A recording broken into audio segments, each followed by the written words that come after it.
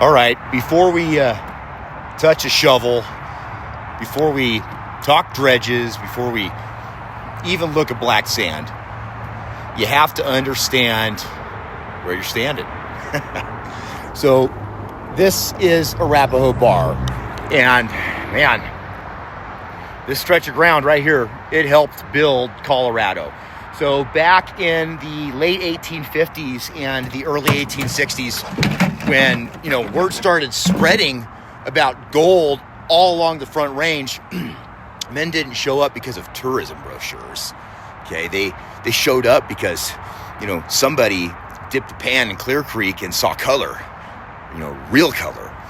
So this wasn't rumor, right? This wasn't fantasy. This was placer gold sitting in river gravel, waiting to be found by anyone that's stubborn enough to kneel down and look.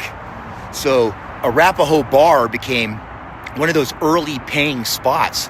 It wasn't the only one, but it was one of the important ones because it was close enough to all the supply routes. It was rich enough to draw people's attention.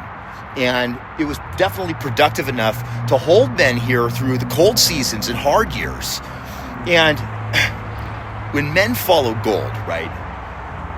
Towns, they follow men. Supply stores, blacksmiths, boarding houses, freight routes, lawmen, churches, all of it grows out of places like this. You want to understand how Colorado started? You start with the gravel, right? Because before there were ski resorts and subdivisions and highways, okay, there were pans and shovels and men. They were betting everything they had on what they could just pull out of bars, like what we're going to go check out. So, we're going to look around, and you're going to see on the bar, you're going to see the rocks, the piles, the dirt, the scrub brush. And most people, they'll walk ground like that today and think that it's nothing, right? They think, hey, it's all been picked clean, worked out, it's finished. And that's the lie that keeps most men from ever bending down. This place wasn't just scratched, okay? It was attacked. You got to get that clear. Because it was done first by hand, right? And then it was rocker boxes, then by sluices. And then came the industrial dredges that tore through the channel like floating factories, right? I mean, if there was gold here, they went after it. Which raises the obvious question. Why would anyone come back? I think that's the tension that makes this place interesting to me. Because, history, it leaves layers, right? The first wave of miners, they came in here fast and hopeful. They were chasing all of the visible gold, the flakes, the pickers, the stuff that you can see in the bottom of the pan, right? You don't even have to squint for it. They weren't running lab grade recovery systems, okay? These guys, they were cold, tired, and they were just trying to survive. And then came the larger operations. And these were more organized efforts. And eventually, you had the mechanical dredges, and those things just processed thousands of yards of material. So yes, this ground has been worked heavily. But here's what matters about this, because worked does not mean that the ground is exhausted. And Arapahoe Bar, it's a place that proves that. Because the story of this place is just about, it's not just about what was taken out, right? It's about what was actually left behind, right? Gold rush history, it always tends to focus on the big strikes, right? The lucky men, the headlines. But the real story is much quieter. It's you find it in the margins. It's in the fine gold. It's in the material that slipped past all the older systems, in all the little subtle layers that weren't obvious to that first wave. And that's why places like Arapahoe Bar are important to us, because not because it's a get-rich location. That's not going to happen here. But because it's still honest ground. It forces you to ask better questions, right? What did they see? What did they miss? Okay, what does the river still hold down there? So when you stand here, you're not just looking at dirt, okay? You're looking at a starting line in Colorado's timeline, right? You're looking at ground that literally funded all the early settlements. It fed their families, sparked the migration, and shaped this state long before any of us were here. So here's something that I respect about all of this, and it's that every ounce of gold that ever came out of this bar was already here long before that first miner ever showed up, okay? It was placed, hidden, and just waiting. Men didn't create it. No. We just discovered it. There's a difference. So when people say things like it's worked out, okay, what they're really saying is somebody else already tried. To me, that's not the same thing as finished, okay? And today, I think what we're going to do is AJ and I, we're going to go test that idea because Arapahoe Bar isn't just history, okay? It's still ground. And ground always tells the truth, but you got to be willing to read it. So we're going to get packed up and head out. Let's go down to the bar. We got to cross the bridge and across the water. Okay, so as we walk down here, we got to go under the bridge to get to the panning area. I should probably stay walking on the path. Let's go. I'm ready. See this cold water. Oh, man.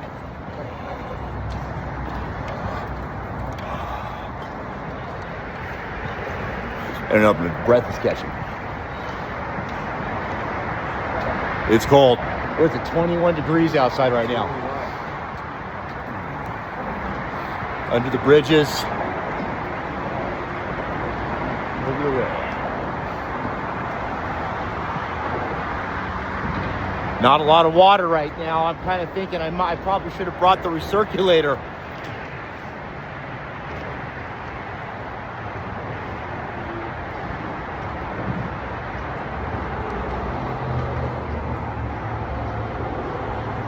All right, here we are.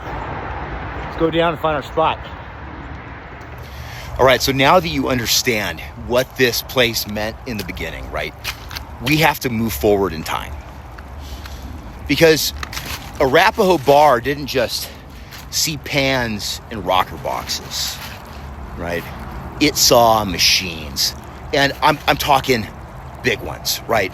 So by the late 1800s and the early 1900s, all of the easy hand-worked gold down here, all along Clear Creek, it was mostly gone, right? So the obvious pay streaks, they'd all been hit, taken out. The coarse stuff, man, all had been pulled.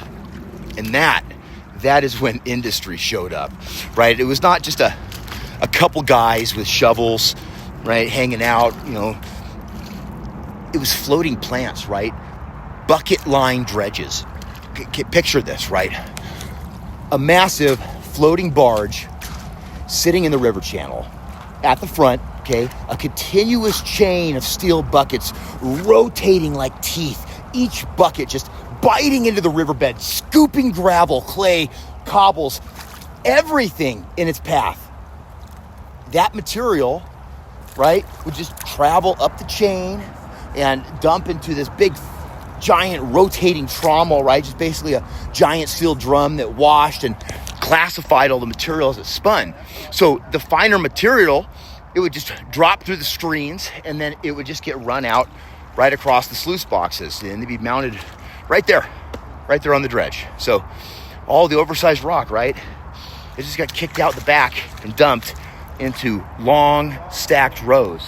So it's hard to see the rows that are behind me, but when you go back here, you can actually see and walk the footprint of those machines.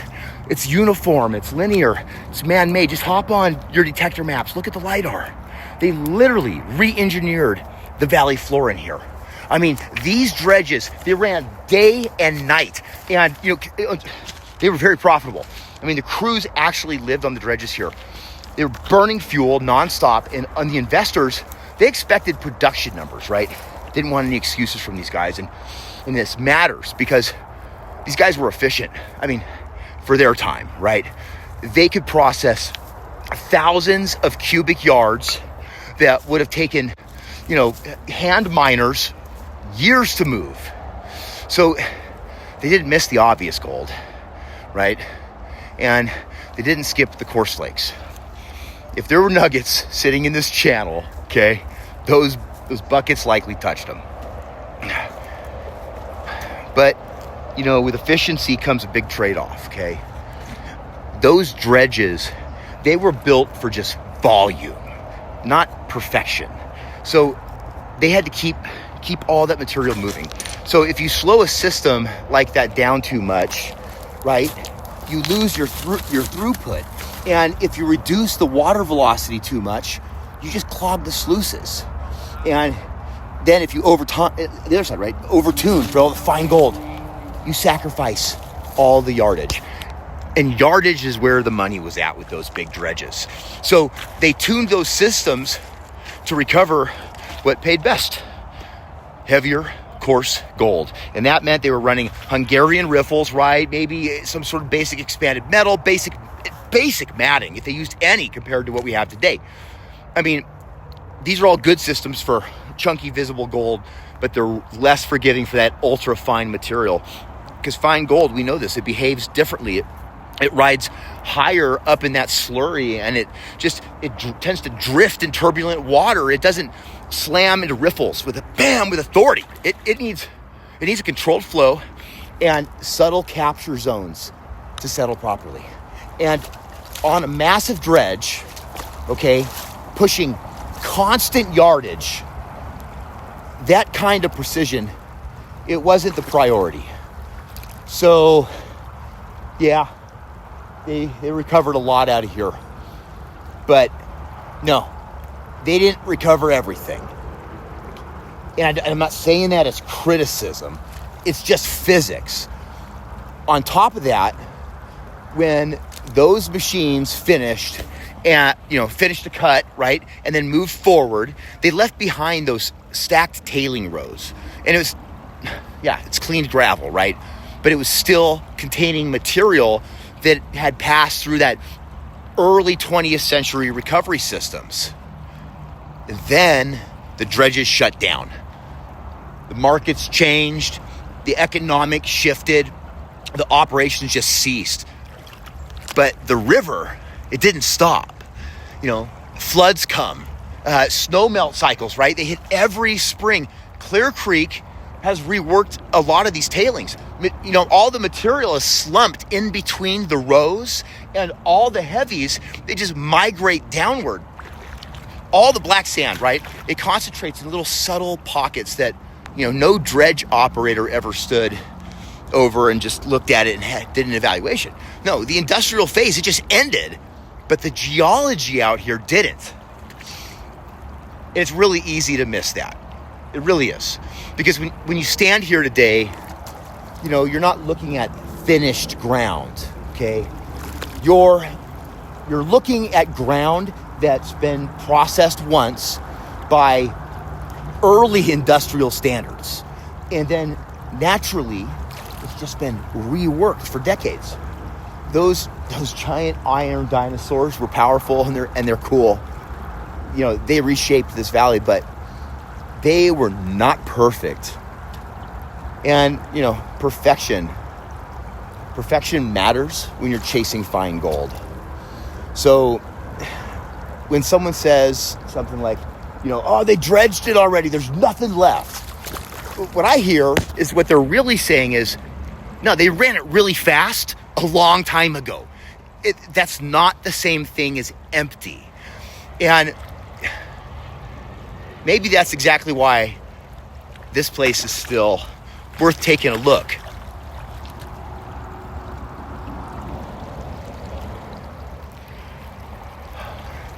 Now, there's something here that you got to really take time to understand it. And it takes time. And it's called fine gold. Because, this this entire bar, it just hinges on one simple truth, and it's that the dredges didn't miss the obvious gold. They missed the subtle gold. And subtle gold is everywhere out here, okay? So let's just talk about, gold physics for a second. So when you picture your gold in your head, right, you might picture a nugget or something, something heavy, something that if you dropped it, it'd drop like a rock. Okay, that's not most of it, right? Most gold in river systems, okay, especially like this one, is small and flat, and it's thin. Sometimes it's even microscopic. It's like we have mill gold that comes down, fine mill gold. And fine gold, it does not behave like a nugget, okay? It has more surface area relative to its weight. That means that the water, it affects it more. The turbulence out here affects it more.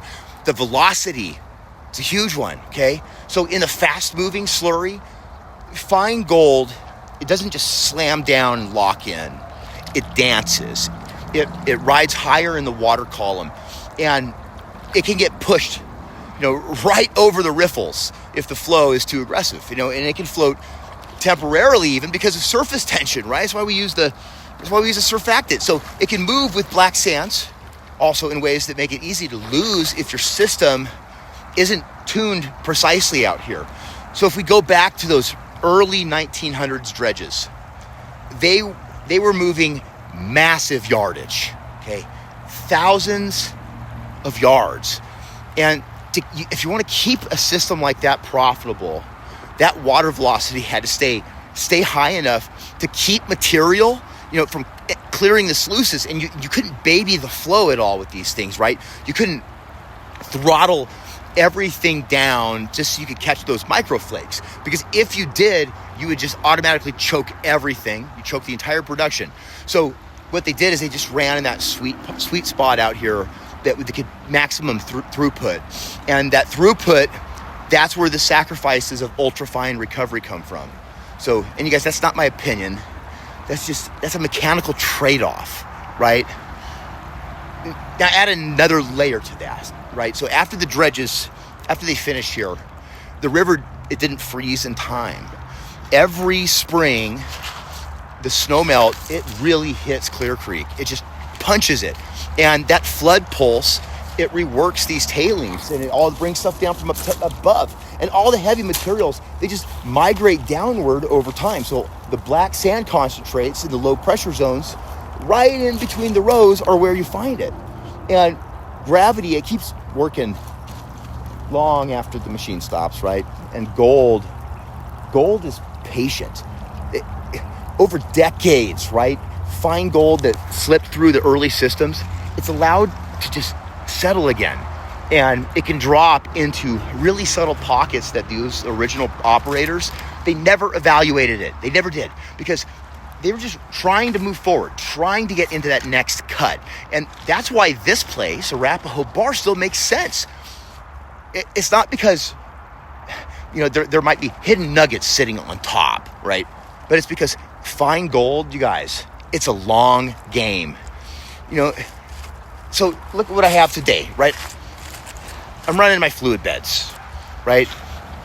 I love fluid beds. I do it to go out and recon and sample a place if I'm just checking something out, if I just want to go easy. And I always classify it 1/4 inch.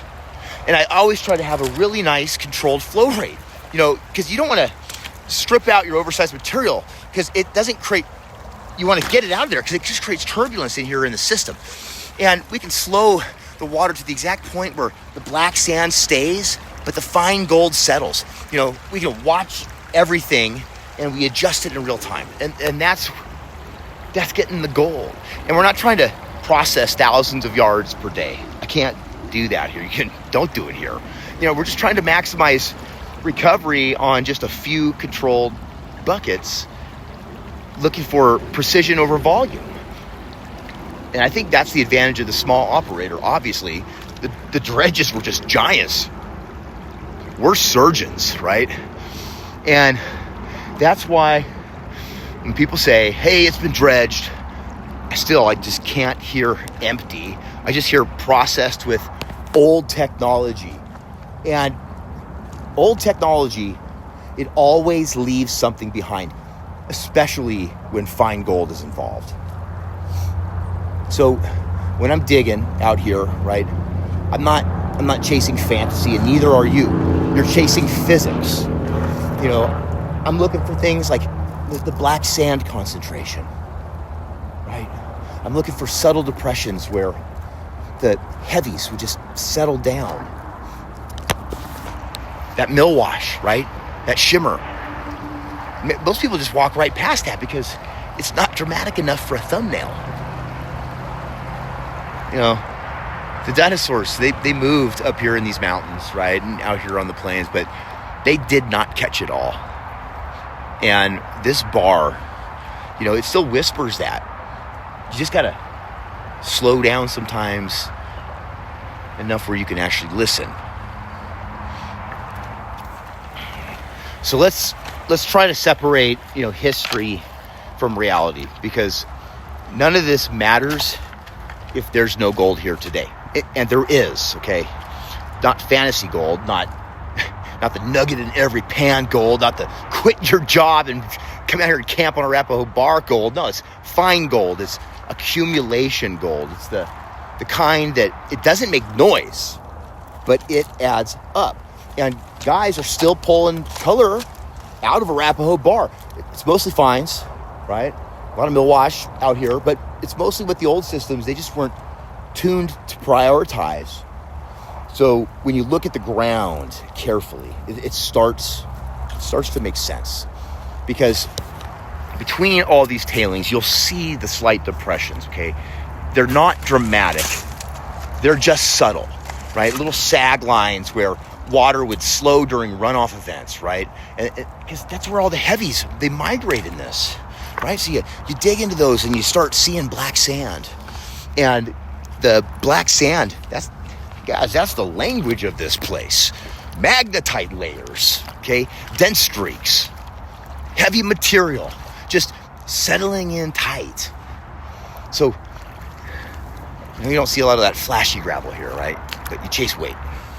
So that's why your setup matters, okay? So if the current is alive enough, right, I'll drop like my gold reaper, right, fluid bed right in there, right? Just get the fluid bed breathing, get the cells dancing, you know, just that watching the heavies kind of move down the plate, you know, it's just making sure it's running for that fine gold, because you want your system alive. You don't ever want your system packed, no matter what you're running. You don't want it dead.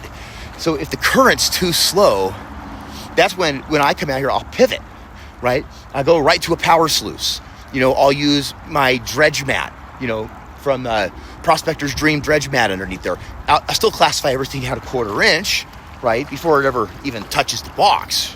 And I do that because even in a dredge mat, that oversized rock, it still creates turbulence, right? So I just try to avoid all the chaos in the flow. You want a clean feed, you want controlled water, and you want a slow, deliberate recovery. Because fine gold, you guys, it doesn't forgive a sloppy setup. And you know, this isn't a place for sloppy work here. Not if you want to go home with some nice color. So this is important too. This is not virgin ground. Okay, you're not discovering a hidden valley nobody touched. You can hear the highway. Okay, but you're reading history and you're using way better tools. That's the difference. You know, tailings can pay.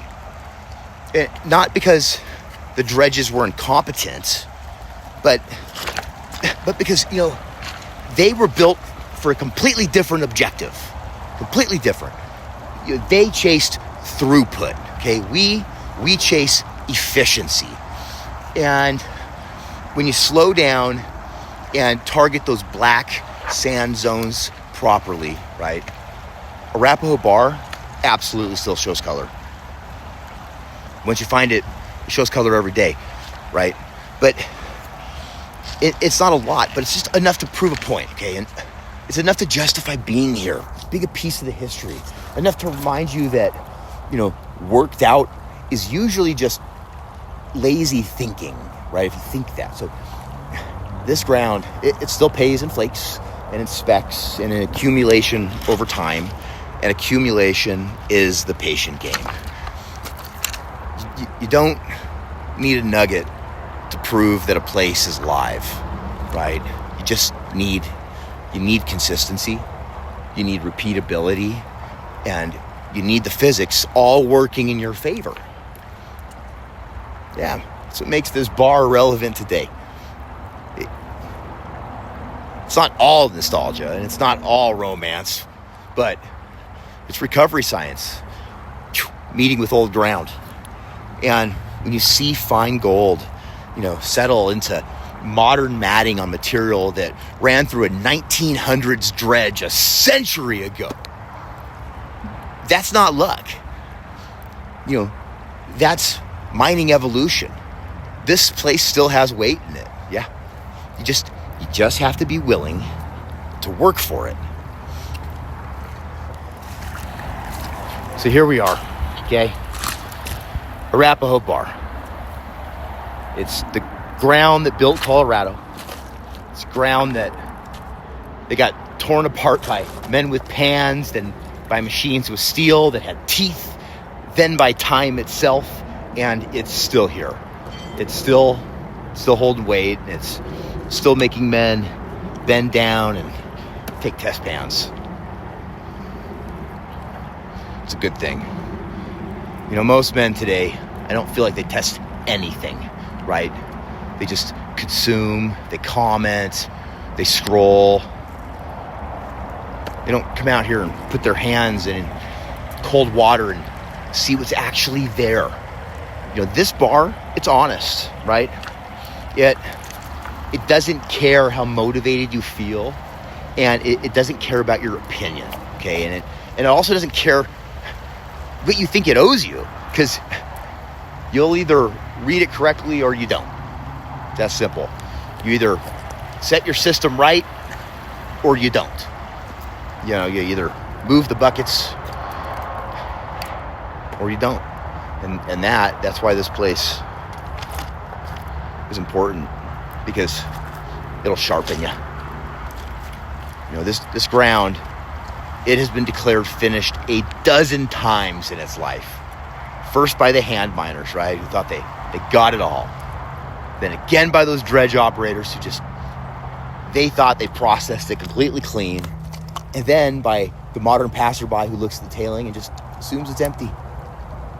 And yet, it still pays. I'm here. I got another guy, he's down there. I got another guy over here doing it. We're not loud. We're not dramatic.